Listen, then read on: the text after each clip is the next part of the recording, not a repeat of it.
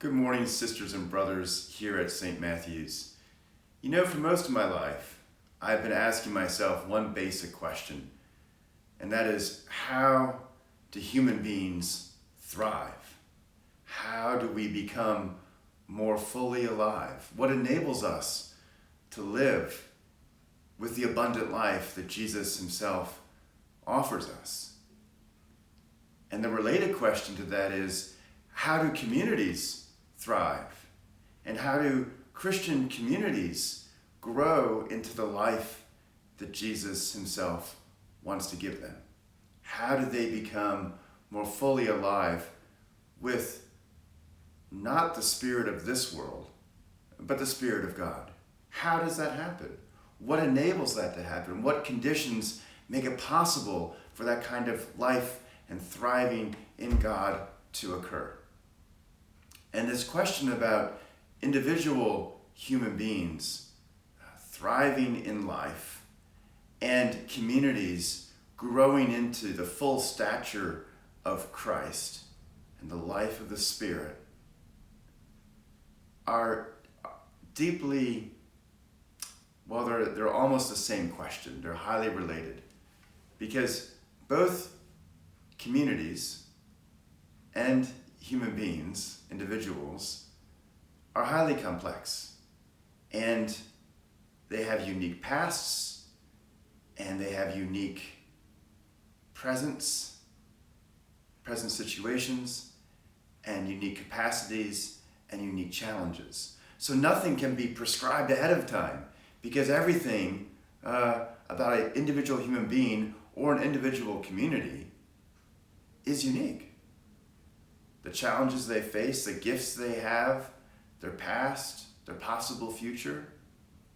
So how, given that uniqueness, how do we find our way to the fullness of life that God wants for us in Jesus Christ? How do we do that?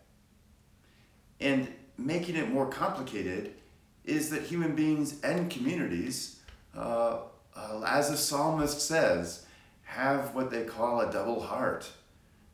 We have conflicting ideas and desires and hopes. We are mysteries to ourselves. It can be hard to face what is really going on with us and with and in our communities. And that's part of the human condition. That's part of what we live with. This being mysteries to ourselves and being divided in our hearts.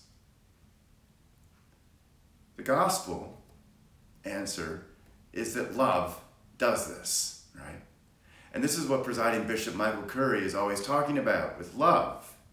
That love allows us to thrive. Love is what enables us to find the truth in ourselves and our past and our present so that we can move forward in a way that is more in the life of Jesus.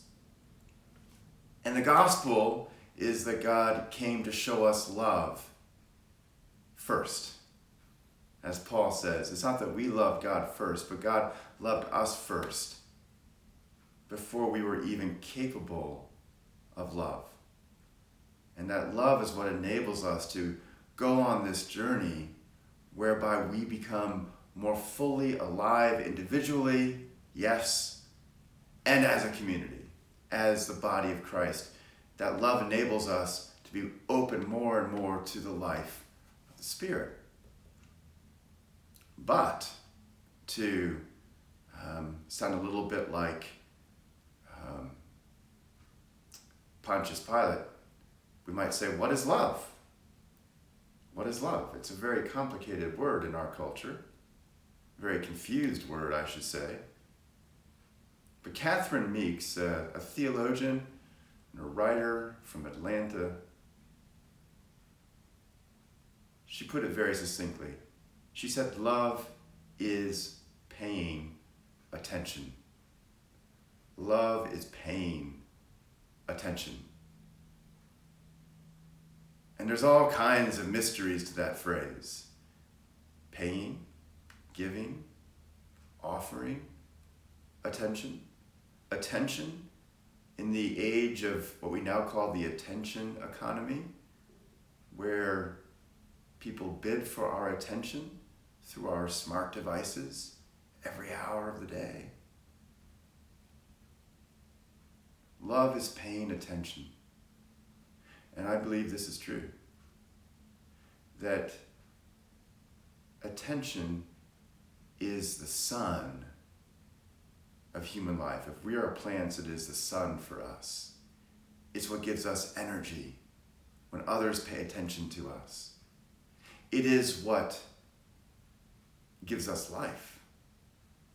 It is also like the rain that cleanses us from hurt and from dishonesty or inauthenticity. Real paying attention cleanses us from those things like the rain.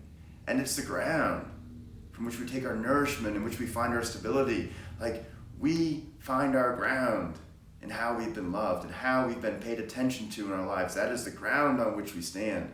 And that's what enables us to be strong and clear in the present.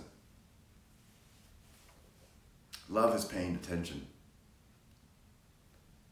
Love is paying attention.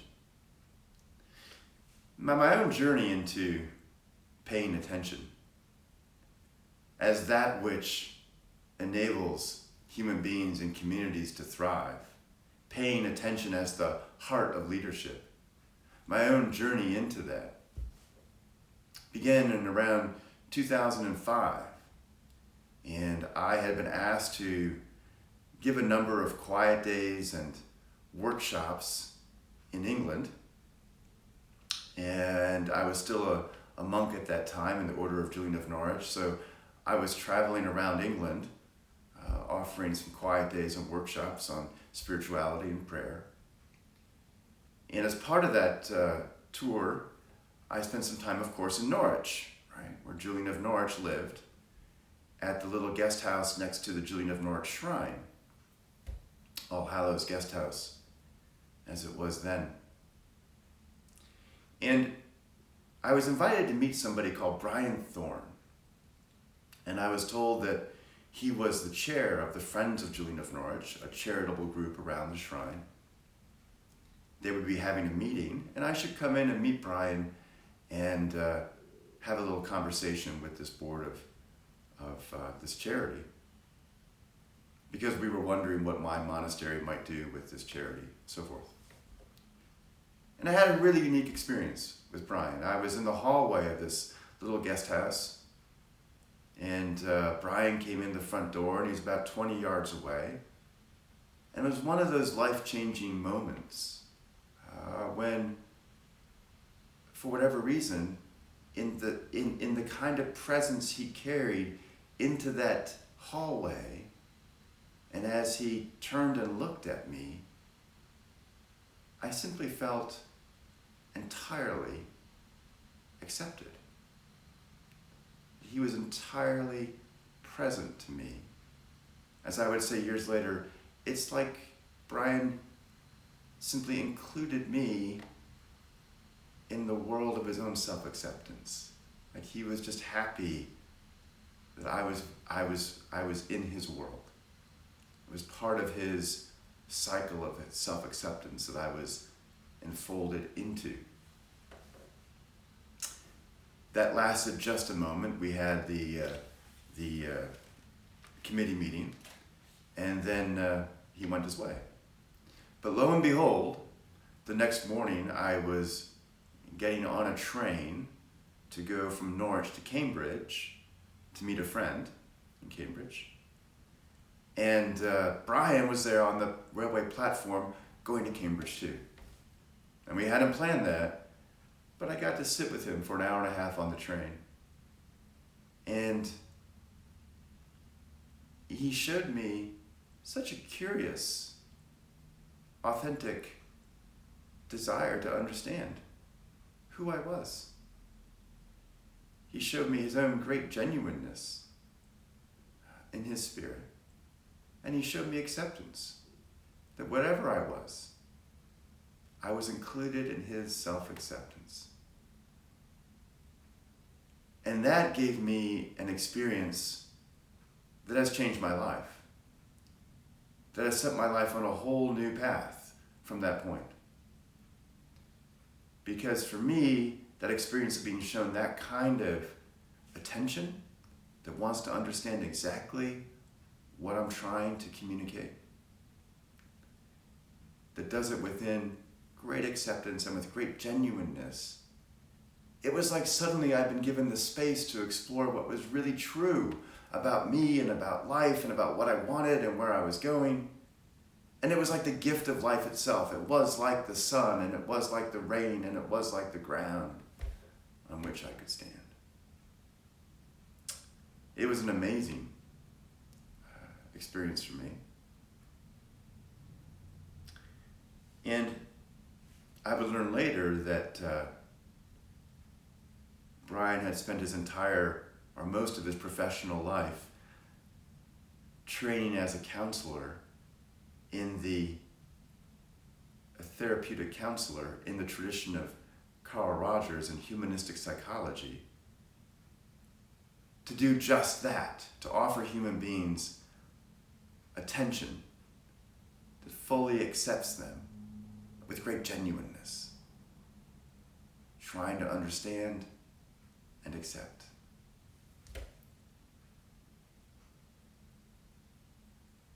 Well, that took me, I've been on that journey ever since. And I started, my leadership in the monastery started to change and become a little different. And then when I left the monastery, I went to Norwich, principally to sit at Brian's feet and to learn more about this way of being with other human beings in a way that could be facilitative or healing or positive for them, in a way that strangely aligned with my own contemplative experience of prayer and letting go before God. And I went to Norwich to learn from Brian and to enter the program at the University of East Anglia in Norwich that he had founded to train up counselors in this way of being with other human beings, to train up leaders in this way of a different kind of leadership, and to align it with the spirituality, strangely and wonderfully, of Julian of Norwich. So for me, it was the perfect coming together of a life's journey for me to move into the next stage. And since then, I've been practicing, I suppose, how to offer this kind of leadership or this kind of ministry in groups and communities and with individuals and pastoral care in the church, in parishes. Now you might be asking, where is all this going? Why is Robert sharing all this? Well, the vestry and the clergy and the staff have come together here at St. Matthew's with the belief that one of the key things we need to do in this moment of our journey through the pandemic and through this time of unrest in our country is to train up lay leadership in the parish. Lay leadership for small group work, which will be increasingly important as we're able to come together in small groups and maybe not as a whole community for some time. To train up leaders to embrace different aspects of our community life and to creatively organize communities that allow us to go forward with our mission. So these plans for lay leadership have actually been in the works for a while, but they became especially urgent now. That as we live into this future of being both an online and increasingly an in-person community, have both of these things now in our parish life, we're going to need strong lay leadership and good and holy lay leadership to carry some of this forward, especially around that aspect of church life being mediated through smaller group meetings, which will become increasingly significant in the fall and in the months to come as we are able to meet in small groups, as I've said, and not as a whole community.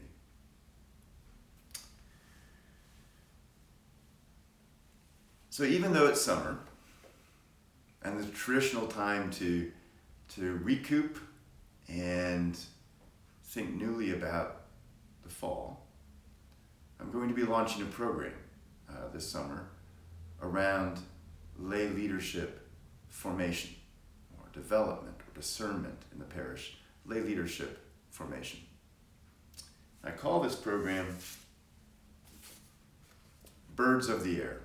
Birds of the Air, and that's from the back stained glass window on the west end of St. Matthew's, this picture of the dove. But it's called Birds of the Air, and the name is kind of mysterious, but I'll explain that in the program itself. Birds of the Air. And in this program, lay leadership is seen as needing three things. One, you need to be grounded in your own spirituality. How do you connect with God? How do you live your faith? Where is your faith in your life? Really to know those things and to grow deeper into them and to know what practices in daily life you need to support that spiritual life, that life of faith, that life of discipleship. So it's spirituality.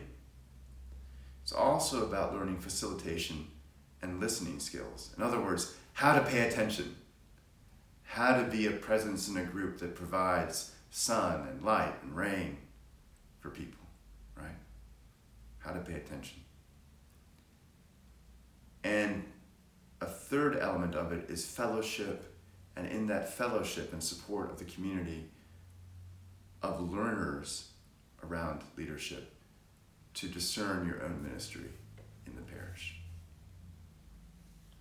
And really what we learn in this kind of program is that prayer and loving God and listening to God and listening to others and paying attention and offering leadership and the experience of communion and deep fellowship, they're pretty much all the same thing.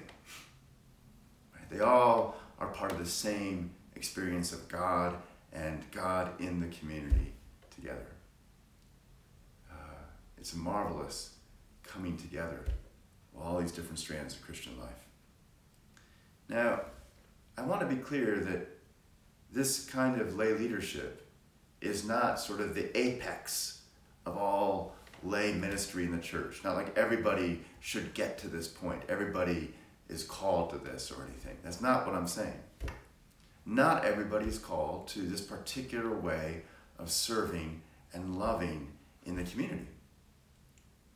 Some of us are. Some of us, God has given gifts and life experiences and a calling to enter into this kind of leadership. Others of us are called to other things, right? So there's this kind of service, but there are other kinds of service in the community as well. And this isn't the highest form of service, at the very peak, you might say, of lay Christian life. That's not it at all, right? It's just that some people are called into this deep, prayerful, disciplined, even at times self-sacrificial service of paying attention,